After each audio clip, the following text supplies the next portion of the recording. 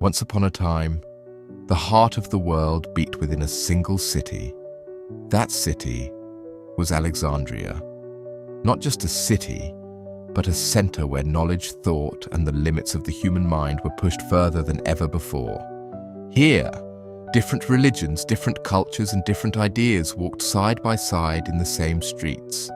Greek philosophers, Egyptian priests, Roman officials, and at the center of it all rose one of humanity's greatest treasures, the Library of Alexandria. This library was not merely a place where books were stored. It was a place where knowledge was created, debated, and reborn. Mathematics, astronomy, philosophy. The human mind was rediscovering itself here. But every light creates its own shadow, and the light of knowledge rising in Alexandria would eventually become the center of a dark conflict.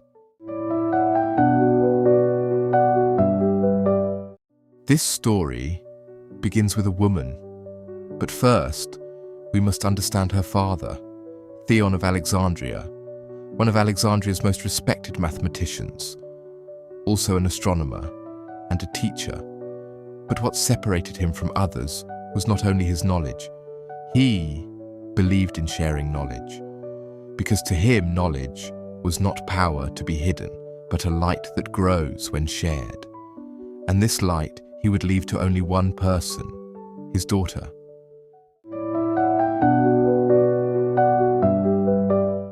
At that time, being a woman was considered a reason to remain silent, not to learn.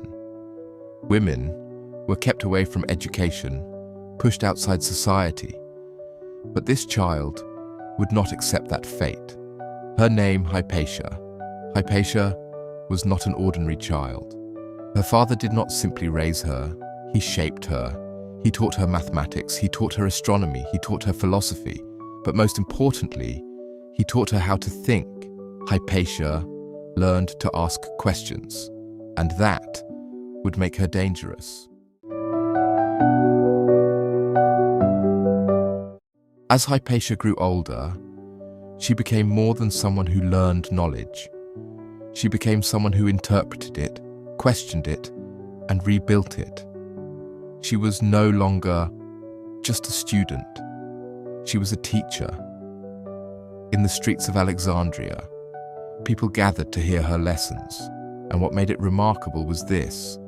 Those listening to her were not only students, governors, priests, even people from different religions came to hear her speak, because Hypatia's true power was not only in her knowledge but in her neutrality. She did not take sides, she only searched for truth.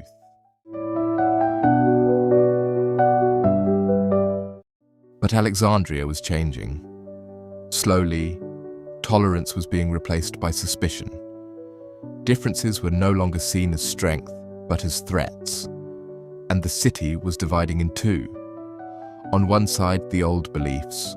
On the other, a rising new power, Christianity. This was not only a religion, it was power, and power always seeks control.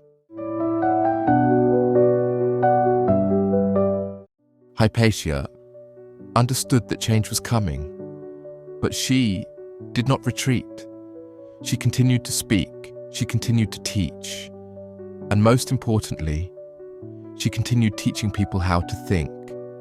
But for some, this was unacceptable, because a society that thinks is a society that cannot be controlled. And Hypatia, without realizing it, had placed herself directly in the center of a storm.